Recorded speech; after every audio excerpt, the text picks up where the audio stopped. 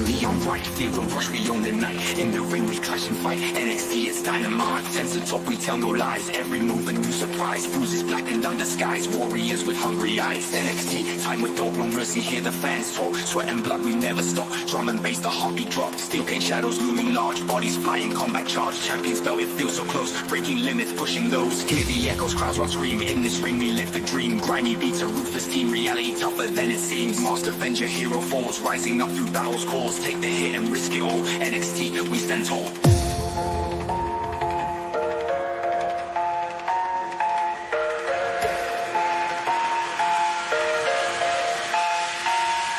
We stand tall.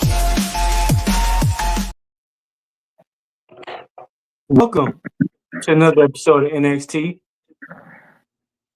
This your boy, Mr. Flame 10, aka D-Walk. We're here to talk about NXT, the good, the bad, the goddamn ugly. And I got my cool ass co-host, brothers, family, Mr. Joe B and CO. How you doing today? Doing good. Just waking up. Just trying to wake up after watching NXT. Yep. Tell me about it, then. I got my awesome other co-host, the one who do all my editing and videos and all that cool shit. The Invisible Man. How you doing today? Ooh, shucky ducky quack quack. Corey Graves is there to stop the quacks. Welcome everybody to NXT Time with D-Walk. How was NXT for you, Mr. D-Walk? Trash. And Joe already said his piece. This NXT was sort of trash, but at least the storyline people are kind of continuing. This was just a continuation, ladies and gentlemen, of another thing that's going to happen later on in Atlanta NXT. But let's start off with the fact that we have Ridge Holland versus Tony D'Angelo for the North American Championship. Match was good. I'm gonna say match was good. Ridge Holland was playing like the powerful like mega heel. I respected that. D'Angelo going for the spine buster and almost succeeding a couple of times. I'm trying to make sense. Hold up, Joe. Yeah, if you remember the ending, please talk about it. I'm just trying to make sense of. I'm trying to make sense of the ending because I don't understand what fuck was going on. Why was Izzy Dane there and why was Shawn Spears there? Why were they helping Tony D'Angelo win the match? Right. I can explain that in a second, but D-Wall, what was your thoughts on the match? I'll run it back. I was happy it was over. That's all I gotta say. I mean, I don't know what's going on in NXT. It's making me depressed and sad at the same time.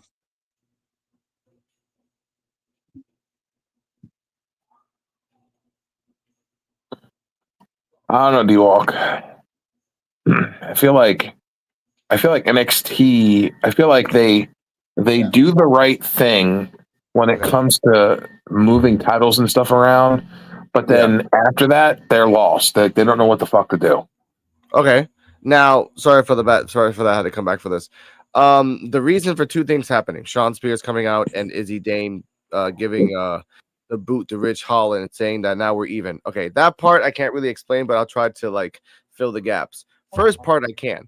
Shawn Spears has been trying to hit on Rizzo and trying to get her to join her team because again, Shawn Spears needs a woman in the group. Izzy Dane last week told Shawn Spears leave Rizzo alone, leave me alone, and told Rizzo the Don we're even now. Like, oh, why don't you tell him yourself? That one quick line of Rizzo telling her, why don't you tell her yourself, was the result of this week of Izzy Dane kicking Holland in the head to pay the favor back and then saying that outside. However, kind of fast forward a little bit later. Izzy Dane tells Shawn Spears, tells the Don, look, I don't like Shawn Spears. He's very creepy, everything else. And he says, look, we're good, right? The favor's done. You can go. Thanks. But they go back. I don't know when the favor happens in order for her to be. I don't know.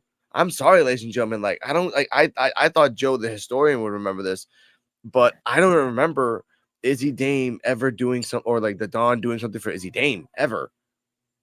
And now think about this too. Let's go back. And I hate to do this, but let's shoot forward again into the future with NXT last night when Stax and Crucifino and Rizzo were standing back there, and they asked the Don, "Where were you at?" Yep. Oh God, thank you for reminding me. He said the classic Italian line, hey, she just didn't want to stop talking, so what can you do? And then the Stacks is like, look, I need you, like, hey, she was talking out of her ear, what can you do? Hey, but we really needed you. Like, look, you've been my underboss for a couple years, you need to like know how to take care of yourself and do it yourself. And he walks away, which is a good point, but that's also a good point that you brought up, Joe. Like, this might be the start of a crack or like a schism of the Don, because the Don, if he becomes like, what is your thoughts on this, Joe? Can the Don become a champion in NXT, which I think he will in the future, but should he become a champion in NXT with the family, or should he become a champion in NXT by himself?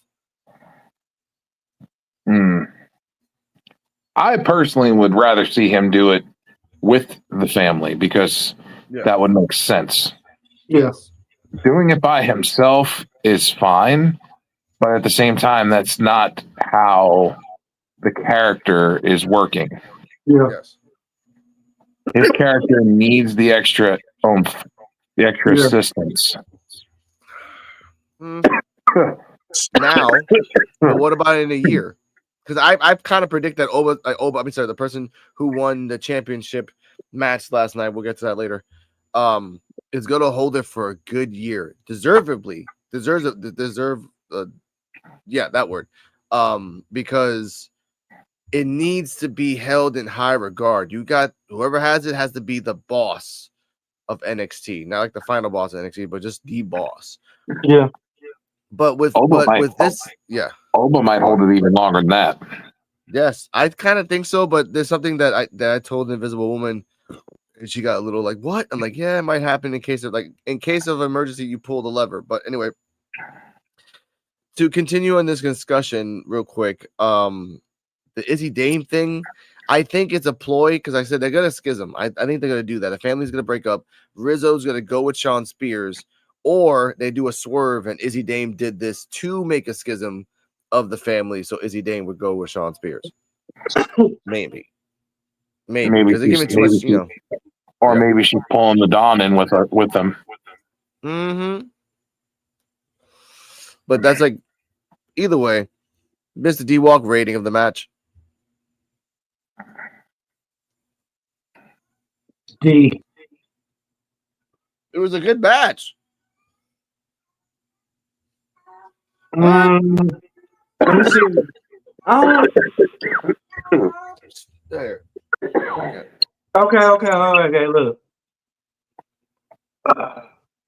I give it a C minus. You right? I had to think about it though, because Rich Holland, he just pissed me off. I can understand that. Like, Rich Holland does Rich Holland things. The Don was selling. The family didn't interfere, which I did like that. It was a one-on-one match. They started to do that more. They started to do that more with championship matches. Like, the people that have honor, like, no, I don't want no interference. So I like that. Yeah, the family didn't interfere, but we saw Izzy Dane and Shawn Spears interfere. Yeah, that's dumb, man.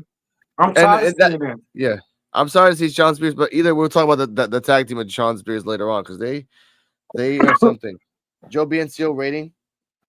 I'm going to give it a C. Okay.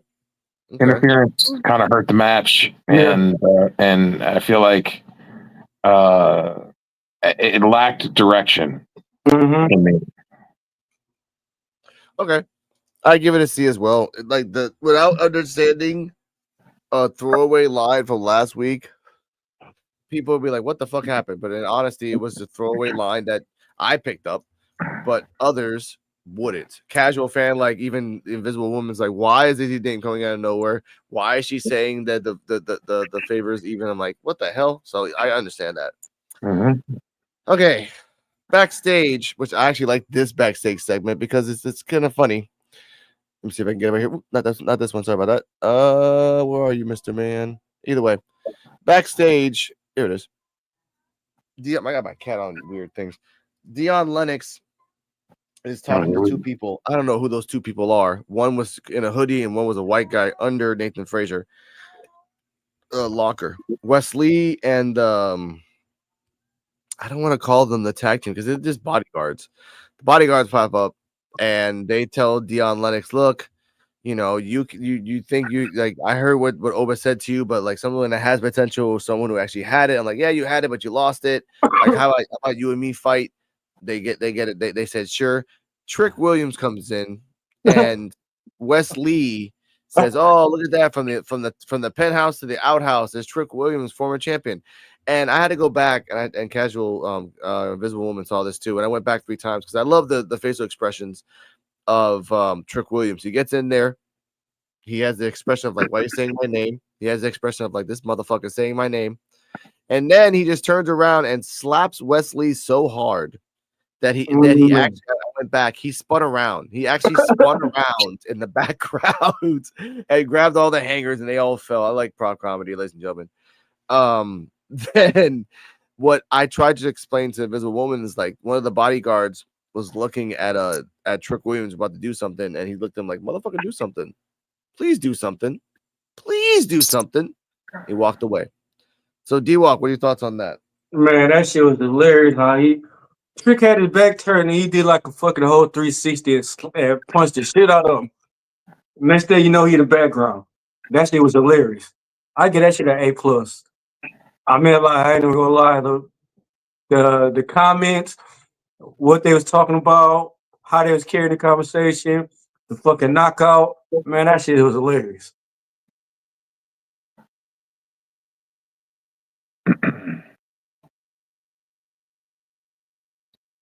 Anybody else? It was okay. Hoping we can get into the next part, which is what was the match. Invisible Man. You fall asleep? I have no idea. He needs some milk. Damn it. Sorry about that. I had to check on somebody. My bad. Joe, your thoughts on this segment? I said it was fine. I said that hopefully we go into the next part, which is the match between Lennox and Wes Lee. Okay, yeah. By the way, Bailey comes into the ring, not to the ring, to the performance center, and then when she comes back, she's fully maked up. So damn fast. I want to put that out there. All right. No, actually coming up, Bailey. You know what? Let's just skip this because no. I have to say this because this has happened. This is the Bailey segment. Oh God. I know, but this is some. No, hold up now. This might be some records here. Bailey comes out. They say, "Welcome home." She's like, "Oh, I'm home. Thank you guys." And, like, Roxanne Perez talked crap about me. I give praise to Natty and CM Punk. I'm paraphrasing. Julia comes out, and as I kind of want to. Can't put it all on one person, Alex.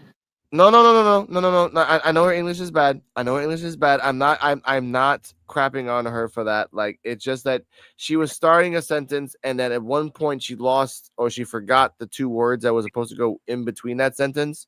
She's working. She kept going. Yeah, she's working on it. She's getting better. I know. That's what I'm saying. I'm not crapping on that. She went up there and the crowd was still with her, and then she had finished her sentence. Then came Roxanne and Cora Jade, and I wanted to say this specifically. I actually did this. I timed the start of the boos into the end because, ladies and gentlemen, the boos were deafening, like fucking deafening. It was exactly 3 minutes and 5 seconds, 3 minutes 5 seconds and 0.67 of a second that the crowd started and did not stop booing. Did not stop. And then at 3:06, they said, shut the hell up. Julia and Roxanne after that says, you're trying to get the belt. And she tells Bailey, you're trying to get the belt. Then they start fighting. Blah, blah, blah. It was kind of crappy. Then Jada Parker backstage. He's like, yo, you said my name. That was cool. Kaylani said she said my name too. So Ruka and Zarya were backstage. They were gonna fight. Petrick is like, y'all need to stop because I'm getting dicked down by Ashanti. I'm really happy, so y'all should be really happy too. I know I said a dirty word, so ladies and gentlemen, because I learned from my own mistakes. Here we go. Daddy, chill. What the hell is even that? Thank you.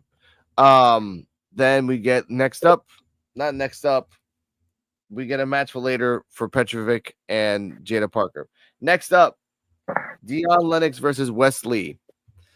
Right off the bat, Wesley throws his jacket, does the nice little crescent kick. I think it was a crescent kick or half moon kick to Dion Lennox in the beginning. Mhm. Then Dion Lennox throws his ass about 15 feet in the fucking air. So that was fucking cool. And the freezing motion from Wesley was pretty awesome. Back and forth, so we went to the outside. This was a very short match, ladies and gentlemen. Back and forth, they went to the outside. Wesley did a jump to Dion Lennox. And then here's a big spine buster. Wesley barely kicks out. That was kind of a botch by the ref. It was kind of a 3, but you couldn't really say it.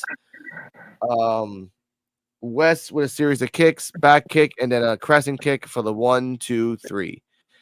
After the match, Wesley says, like, yo, you're not a superstar. Trick Williams, you talking all that crap. By the way, before we have to get into this, Wesley, when he got into the ring before the match started, he had a handprint on his face. It was a handprint. They painted a handprint on his face. Oh, yeah, I didn't notice that until I watched it twice. I'm like, motherfuckers, like Trick Williams' slap was so hard, like it welted his face for the whole match. After the match was done, it was kind of painted off, but let's just put that out there. He calls Trick Williams. Trick Williams comes out, smacks the nice guy in the tag team with Wesley, then goes after Wesley and fucks him up and says next week Atlanta, Wesley versus Trick Williams. On the way out, he shoulder checks on purpose Dion Lennox. Joe, your thoughts on the match and the post match? They're trying to build up a match between Dion Lennox and Trick Williams. I don't know what wild hair got up their ass that they just want to start pushing Dion Lennox. Yeah.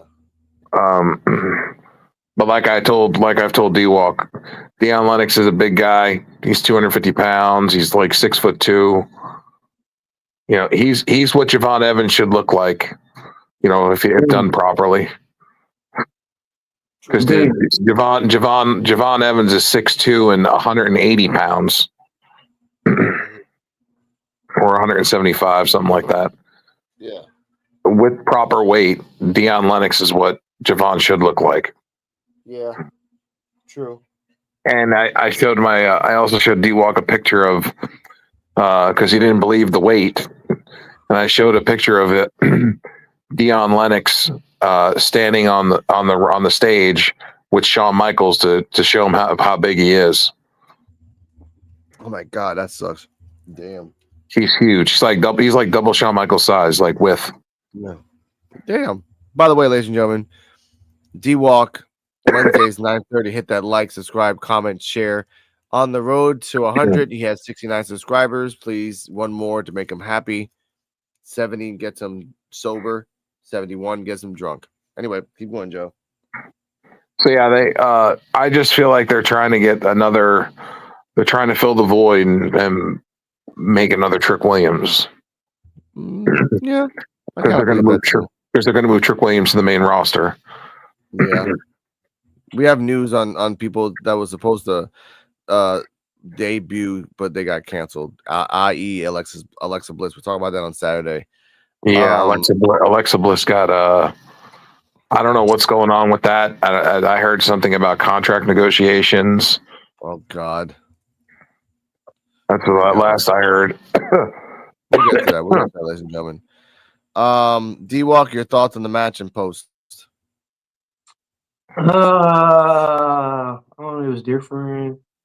I don't know. It's too late for Dion Lennox, man. Like they should have been doing this shit a long time ago. This is what NXT does, D-Walk. They just pick a guy or a girl and they're like, "You're going to be the next it for a while."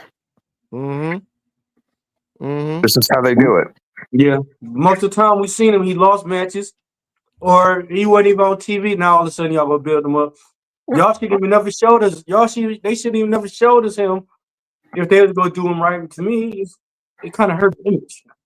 And notice also notice how the camera angles and stuff, how they're using the camera angles and stuff to make him look even bigger. Yeah. And they're showing his expressions and stuff like that as well. Yeah, it's pretty apparent. Like, my thoughts on this, like, it was an okay match. I mean, I did like it. Again, they're showing off Dion's power. And I guess smaller opponents, he can go hard. But in normal things like that, he's not really interesting. And the piggyback Joe, yeah, they kind of like handpick people, and 1 out of 3 times it kind of works. Maybe 2 out of 3 times, not all the time. Like, it just happens. But with Dion, if they put the seed about the Obafemi thing, and then I mean, I don't know. I don't want him to be the next Eddie Thorpe. Where he has to do some shady shit to get there. Like, I'm tired of that shit. No, I just feel like they had Carmelo Hayes, and then they had Ilya Dragunov, and then they knew they had Trick Williams in the wing, right behind there. That they knew they had something special with him that they wanted to build it up. Yeah, like they had their few guys, like, and then they had Obafemi, which they knew was going to be a star, and Ethan Page. Like they had people they knew that were going to be stars, so they were just biding time. But now they're at the point in the crossroads now to where they're like, okay, we've went through all these like stars now. We now have to start picking from the lower ranks to make bigger stars. Yep. And they should have had a plan B and C in case this should happen. And now they don't have a plan. Like, they're bringing back people that they have left. They brought back Shotzi. They're bringing back Bailey. Bailey's on her way out, obviously, but they're bringing her back just for like a world tour of getting like losing. But either way, they're also about to bring in Josh Alexander and Jordan Grace. That is true. 2025 is a crazy year for contracts. Joe Hendry's coming to the NXT soon. Joe Hendry might even fight John Cena. So that's something else as well. Josh Alexander and Jordan Grace are both done with TNA. The last pay-per-view was their last contractual obligation. And they're expected to be NXT bound. Now, okay, that's why I was going to ask you, where they should go. Should they go to the main roster or NXT? But if they go to NXT, sure. I wish Carmelo Hayes would have stayed at NXT because they ain't doing shit with him and on the main roster. I agree, D-Walk. I have not seen him at all. He ain't doing shit. He's on every episode of SmackDown. What? Motherfucker's on every episode of SmackDown. He wasn't booming like he was in NXT. He like a fucking fill-in right now. Well, yeah, he's a jobber right now, but look, that's because look who's on NXT, look who's on SmackDown and Raw. Yeah, that's why I said I wish they would have kept him in NXT. But then he would have had nothing to do there because he would have had the job matches there because they're not going to have him beat Obafemi. Yeah. No, I think it would have been a good match though. Yeah, but like we had a sort of a good match with Oba tonight and with the other guy, but we'll talk about that in a second. This doesn't really deserve a rating, so we'll just pass on that shit. Here we go. Lexus King has a hype reel. Good for him, showing that. Like, I love that the editing in the hype reel clearly shows that he headbutted him in the balls. Like, you cheated, you piece of shit. Like it just like, and they showed it down. They X-rated a little bit. Like, oh, that's how you do it. That's how you do it. Like he hit him. It's like he wasn't ready for it and he jumped accidentally. Yeah, it's like a bull. Like, all right, I got my mark. All I gotta do is go forward. Like, but no, you're not a bull. You're a real person. Like, that's why I'm like, I love the editing for that. Like, oh, I know I made some mistakes. You hit a guy in the balls, and they showed it 3 times. Yeah, like I felt it looked like he was trying to jump because he thought that was going to go low. So it looked like he was going to jump over it, but instead, what's his face? Nate, he jumped and he jumped, and it became this whole debacle. I was like, Yep. it was just an accident. Yeah, and they did in the hall. Everyone got mad at that, so I respect that. But then they showed that, and they're gonna have a match later. King makes an entrance and go to break. Back from break, Stephanie has the interview backstage. There was someone else that they was talking to before Stephanie came in, but I forgot who it was. Oh yeah, it was King. Boom, and then Stephanie said in English the best that she could. Everything else happened, and then and Cardala, the Invisible Woman, said the same thing. It's better to say it in Spanish, Stephanie, because then they could just put subtitles. Like just talk Spanish, and then someone can watch the replay, and then it'll just get picked up in subtitles. Honestly, because it sounds way better than your English. I'm not saying your English is bad. I'm not saying that, but it's just you're talking slow in English because you want to enunciate everything, and I get that. But I understand it completely. That's Shawn Michaels and Triple H probably telling her to do that because they want her working on her English. Yeah, but they like Asuka didn't talk English for shit until like well into like half the year. Like, and Asuka was a shit. Like Stephanie and Julia should have managers. And I'm not saying Funaki. I'm saying like real managers to like help them and get the shit done for now until they get better in English. That's all I'm saying. Right. Like until for now. That's it. But why don't they bring Chavo Guerrero in as Stephanie's like mouthpiece? Please, somebody Carlito. Like fuck it, man. I didn't think like that. But either way, she calls herself the devil. So I do like that little new moniker that she has. Charlie Dempsey versus Lexis King, NXT Heritage Cup. Oh my god. Match was good. The match was good, but I'm gonna get some highlights here. We see Brass Knuckles and King's Ice Bucket at the corner. We go to break. That was in round 1. Round 2, back from commercial, we're informed that Lexis King took the round because we only saw him picture. Round 3, Dempsey taking control early, working a wicked neck crank. King counters with a pinfall. Charlie hits a hard knee, butterfly suplex into the bridge. Charlie wins the second fall by pinfall with a bridge butterfly suplex, his special basically. Between rounds, King grabs the brass knuckles but decides against it. Round 4, Dempsey with a wicked dragon screw rolling into a guillotine choke. King fights out. And Lexis comes off the top with a diving crossbody. Back and forth, final seconds of the round. Release doesn't.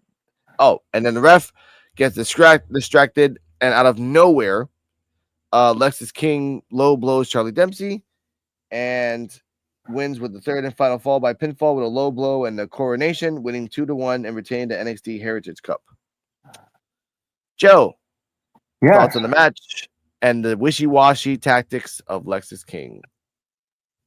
I don't know. I'm conflicted, but at the same time, I feel like William Regal has been in his ear. Yeah. I feel like William Regal is in the background in his ear. Okay. And I feel like he's starting to embrace his loose cannon, his dad. Yeah. So are we going to see the loose cannon? I don't know, man. It's just are they saving it for the main roster? Maybe, but like, I mean, if you're doing all this to turn it into a loose cannon, why do you just? I mean, no one's gonna know this in the main roster, and that's the problem. You're doing all this to go up to the main roster, and only diehards know the story of what you're doing. But once you get to the main roster, it's the loose cannon, Lexis King, da da da da da. I'm like, oh, what the fuck? Okay, sure, all right, you're cheating. Okay, you're cheating all the time. Oh, okay, because I think that's where the path that he's going. He's just gonna cheat all the time in everything. I mean, it's possible, or he might just, you never know when he's going to show up and when he's going to beat the crap out of somebody. True. That could work. You can pay him as a crazy hitman. D-Walk, your thoughts on the match? It was a good match, but I wish they fucking get rid of that goddamn fucking Heritage Cup trophy. Give him a belt. Mm-hmm. Yeah. This so angry with Lexis, yeah. Good for Lexis King. I'm getting tired of this. Like, if every match is gonna be that you cheat all the time, even Ava's like, okay, we're not gonna do this anymore. Like, you can't do this. You're gonna have to stop, just doing this. And that might be the day that he loses the cup. But I don't want to see Charlie Dempsey versus Lexus King 3 more times. I really, really don't. I don't need that. We already saw it 3 times. 3 times. Someone else has to get in there. Anybody. I You know don't what they care. should do? You know what they should do? What? When Ava should make him go like defend the Heritage Cup Yeah. and tell him if there's any like underhanded things that happen or anything like that, he'll lose the Heritage Cup. And then right before the match, Lexus King should take the Heritage Cup and be like, "Look, I don't need this. I don't need this anymore. This thing is useless and it's pointless." And he should just make a mockery of the Heritage Cup and be like, "I need I need real championships. Yeah. I need things I can wear versus big heavy things I need to carry around. Like I had to carry around, like I've been carrying around this Heritage Cup division." True. Even by cheating, he'll still say he's the best there is because obviously that's what he's gonna do. So that actually could work because he could just destroy it, and then Ava's like, "Well, the cup's destroyed, so we're gonna try something new, make it a belt or something." I don't know what the fuck. Shit, bring back the European title in NXT. Yeah, that could work. You need one because like you have a lot of people now in NXT that need a belt. If you're gonna bring back if you're gonna bring up low level wrestlers, you need another belt to kind of like let them up slow and kind of like work it out in a sense. I get it. All right. Bianca and Naomi have a cut a promo on Meta Girls telling them they better bring everything they got next week in Atlanta to have a hope of taking the titles. Carmen Petrovic makes her entrance. We go to break. Back from commercial. Andre Chase is backstage chatting with Hack and Tank. They said, "Look, we understand why you left us. Like you were in a bad position. We just want to help." He tells them to break up now because the tag team's in heartache. He excuses himself and walks into a room where a bunch of folks are watching old Chase feud promos. Kale Dixon, this is like the 3rd time we've seen him, flags him down to tell him, look, he's a badass, but he says he was a badass and Chase Hughes is dead. Dixon says it doesn't have to be as he walks off. We get to, I don't think this happens, but also we have a backstage where Meta Girls are talking about that and they're going to fight. But so Ruka's there. So Ruka's like, no, man, let's stand together as NXT people. And they tell him, like, they tell him to bring back the NXT belt back to NXT, like just bring the belt back to NXT. They're like, yeah, thank us, yay, all that stuff. Jada Parker versus Carmen Petrovic. God. Okay. Oh God. Yeah, okay. I was gonna get to the end. Whip to the corner. Carmen slips away. Jada gets under her electric chair. Victory roll counters for 2. Petrovic off the ropes. Elbows the discus lariat. Duck under. Rolling bulldog. Parker with a hard back elbow. Bless you. Jada follows it with a gourd buster off the ropes. Kaylani Jordan is on the apron to interfere. She tries to hit Jada. Then Jada gets distracted. Petrovic grabs Parker while she's busy with Jordan. Petrovic wins by pinfall with a small package that clearly looked like Jada Parker's just standing there like, I'm not supposed to move. Okay. Okay. And then after it's just okay. Jesus Christ. D-Walk, your thoughts on the match? This match could have been a better improvement. Yeah. Bikinis and pillow fights. Oh my God! Literally. Okay. Yeah, that's Daddy, chill. This match feels a wardrobe malfunction. Multiple. Yeah. Oh my God. Daddy, chill. What? This match is trash. Straight trash. Okay. I'm not pressing a button for that. All right. Anything could have helped this match. Yeah. Zach Galvin could have came back and helped this match. That's true, but I did like at the end that Petrovic, like Ashanti was there. Petrovic's like kind of like koala, like panda, koala, Ashanti. And even after Jada and Kaylani were fighting, Petrovic was still koalaing. Fucking Ashanti's like, yeah, you lost. I don't give a fuck. You lost. Ah, my girlfriend won. Yay. So like, I like this thing that Petrovic is. I think Petrovic should keep winning, but because of like weird things, of weird rivalries or feuds that someone else has, and just because she just gets more diluted, thinking it's because of love. And then the time that she finally loses, she won't blame Ashanti, but she'll just snap. because like if anyone brings up Nikita, she just fucking just wants to fight her. So when Nikita comes back, wherever the fuck she is, Carmen is gonna be on site with Nikita on the spot. Like, yo, you looking at my man, motherfucker? Let's go on fucking site. Ashanti was just on the Genesis pay-per-view on TNA, and he lost in the pre-show. Oh damn! Well, at least he was there. He lost to Jake something, I believe. Yeah, that's cool for him. He's doing something. Oh, all right, that's cool. But yeah, but I told you about the Meta Girls backstage. We see Obafemi working out backstage. We go to break. Next up, we have Brooke Jensen and Nico Vance versus D'Angelo family, Channing Stacks and Luca Cristofino. This is kind of like a botchy, not really botchy, but kind of boring tag match. Really fast, only lasted 5 minutes. In the end, I got it right here. Brooke Jensen, Nico Vance win by pinfall with a lariat from Vance on Channing Lorenzo. Beautiful lariat though. For the 1, 2, 3. Fraxium and listen, Joe, thoughts on the match? This is Joe. Thoughts on the match? What are we talking about now? We're talking about Vance and Jensen versus the family. It was very slow. I felt like they were just testing the waters with both teams and trying to see what's out there. And I feel like they need to give Jensen and the other guy more time. Mm-hmm. Yeah, because they're not a tag team. They're not really a tag team. They're like two guys that got meshed together to work together. Like they didn't feel like a tag team, and they should. Brooks Jensen is the taller of the guys, right? And then the Chinese guy, is that the guy that he's with? No. That's another guy. That's another team we'll talk about later. No. These are like Sean Spears' guys. Like oh, okay. That's what I originally thought, and I was like, wait, but didn't they say they were supposed to have a match with? Didn't last week they made a match with Fraxium versus them too, and that didn't happen? No, we'll talk about that later after this. Okay. Yeah, I was like, what the fuck? Why didn't that happen? Yeah.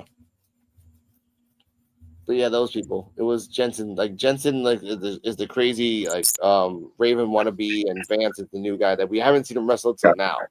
So this was his debut. That was the driver. Yeah. Gotcha. Yeah, the match itself was just, I felt slow. Okay. I felt like they were just trying to keep it safe and simple to see what they had before they progress further with other teams. I understand that. Makes sense, honestly, because it's just very boring. All right, that's fine. D-Walk, your thoughts on the match? It was good. It got potential. Like I said, it was different. It got potential. It could be. They could. Like I said, I'm just tired of seeing the same tag team, the same people wrestle. It was different because you got two dudes who don't even know each other from a can of paint against another tag team that we haven't seen wrestle. I'm cool with that. Okay, I respect that. Yeah. I like this match a little bit because it showed out Vance for being a power guy. He kind of looks like Shia LaBeouf. I don't know why. Kind of like a fat version of him. And the lariat was good. The lariat was fucking good. I like that. For that reason alone. Jensen is still Jensen, but they need to work as a tag team. They need to fix their tag team finisher. Because if the lariat's the finisher, then something has to set it up or something, throw him to him or something, or kind of like German, and then roll him so the guy can get like lariat at the end. Something like that connects both of them, honestly, for me. DDT him, Jensen, and then roll his ass up, and then boom, lariat right after. So after that, that's fine. Fraxium are interviewed backstage. Axiom admits they had a little doubt about their defense last week, but Nathan Frazier has no doubt that they've been the best tag team on the planet, and they're going to beat the Rascals.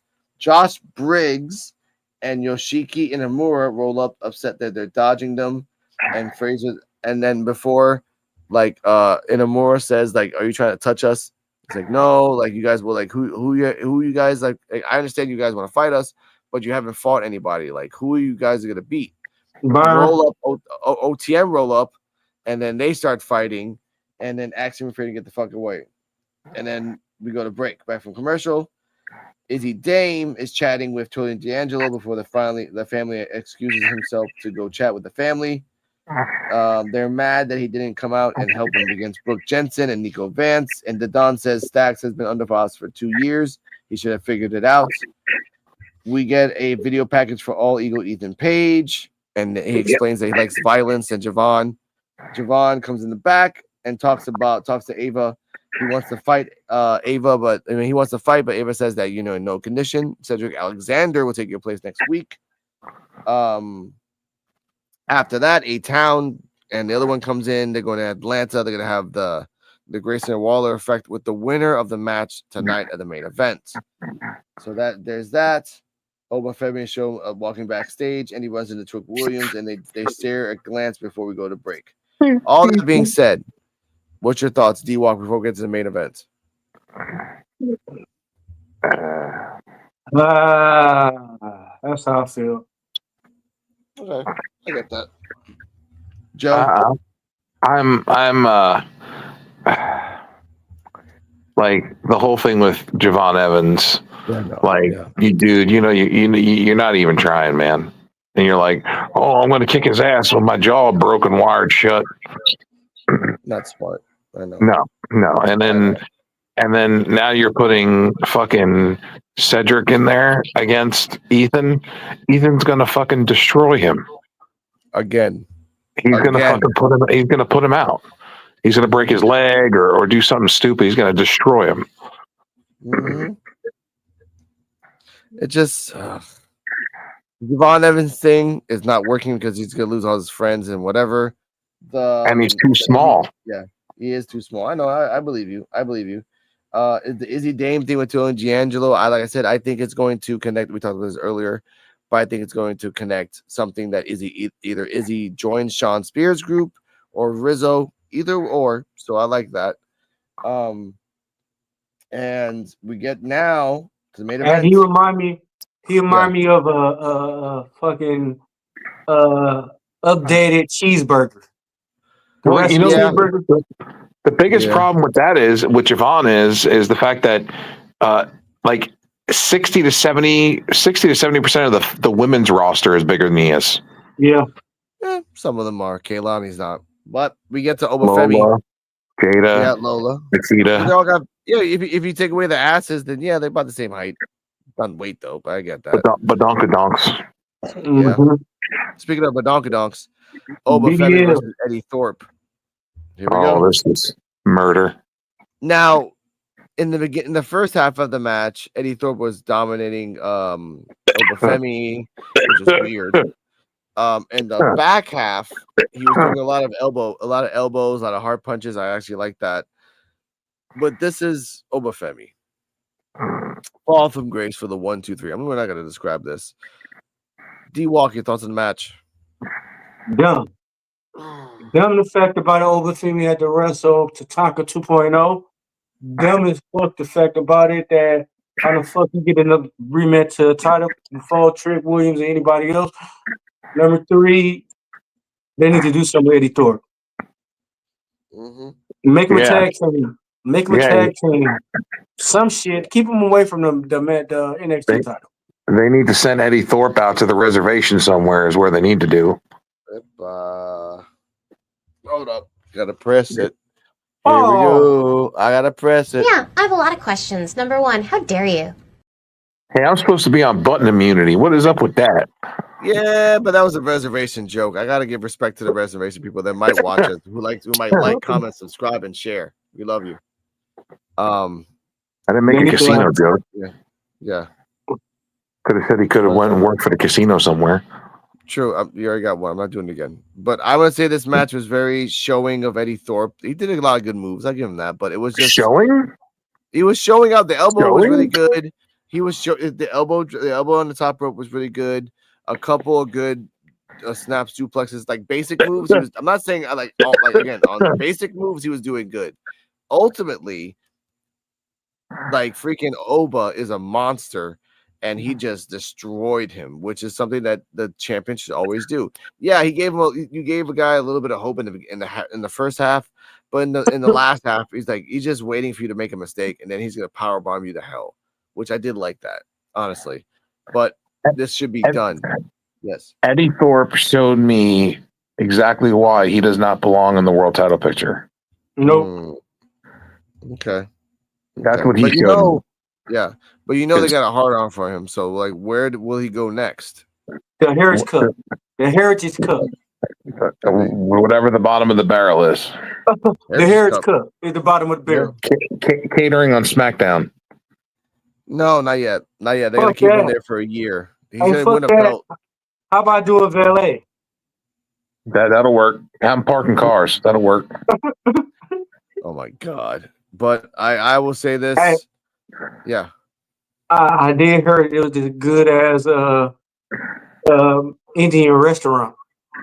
Oh, nice. Hey, you know what they should do? They should have him he should carry Obafemi's bags. Mm-hmm. That too. I think that'll work. I don't know about that though. I'm not gonna agree on that thing. But I will say this: NXT Time with D-Walk is about talking about the truth and everything else. But this NXT was boring as fuck. Final rating of the show as a whole: D-Walk. That shit was trash. Give it a C minus. Well, Joe being nice this week. I think Joe got over medicated. No, C minus. Yeah, I was gonna give it a C minus too because it wasn't a bad show. Oba showed out. The tag team that we finally saw Vance for once, so that was pretty cool. Wesley match wasn't that bad. Truck Williams slapped the guy so much that he got the print was on his face, so that was pretty good storyline. Like you get the good with the bad. What made me mad about that is how many interference was in every match. Man, there's interference in damn near every match. That's trash to me. So and then the lineup it wasn't that good. You had 1-2 matches out of 5 matches, and then the main one was average because it's Eddie Thorpe. Yeah, but that's how it is, and it fucking sucks ass. That's how they're doing it. For now, they're on the high of Eddie Thorpe for at least another month or two, and then after that, they cool down. Yeah. So what are we gonna do now that we have Fraxium versus the Rascals tomorrow night on Impact, and then right after Genesis, the Hardy Boys came out and made a video challenging Fraxium. Woo! That means they're gonna keep it, and that sucks for Fraxium because they're gonna keep the belt for at least another month or two until they're not gonna give the belts to the Hardy Boys. The Hardys are not going to NXT. Like that's not gonna happen. They're TNA tag team champions. Yeah, but that's what I mean. If they win the belts, they have to come to NXT at certain points to defend it in NXT. Well, that's the thing. I think they're trying to book the Hardys on an NXT show. But do you want to see I wouldn't mind watching it one time, but not every time. I think they're gonna save it for Vengeance Day. Yeah, makes sense. And have like since Fraxium was on Genesis and they're going to be on Impact this week, it would make sense to save the Hardys and Fraxium titles versus titles for Vengeance Day. And then you have the match ended in a no contest.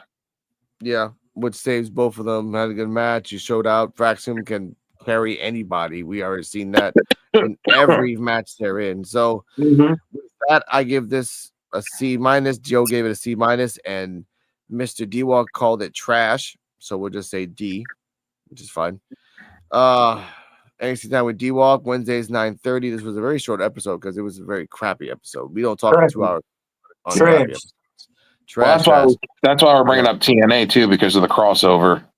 Yeah, we'll talk about that on Saturday because I really want to have like your thoughts on episode, like on the show, the sold out arena, and Mark and Joe Hendry. So, ladies and gentlemen, Saturdays, 9 p.m. Eastern, PUWF. Stay healthy, stay happy. The cops are raiding where I live, so I'm getting the hell out of here. Good night, everybody. Deuces. But I got. Damn, Rican, where you found this?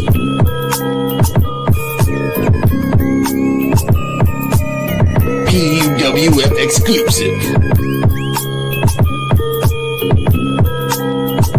This is the podcast for unappreciated wrestling fans. If you don't like it, suck our D-Walk, Joe BNCO, and the Invisible Man.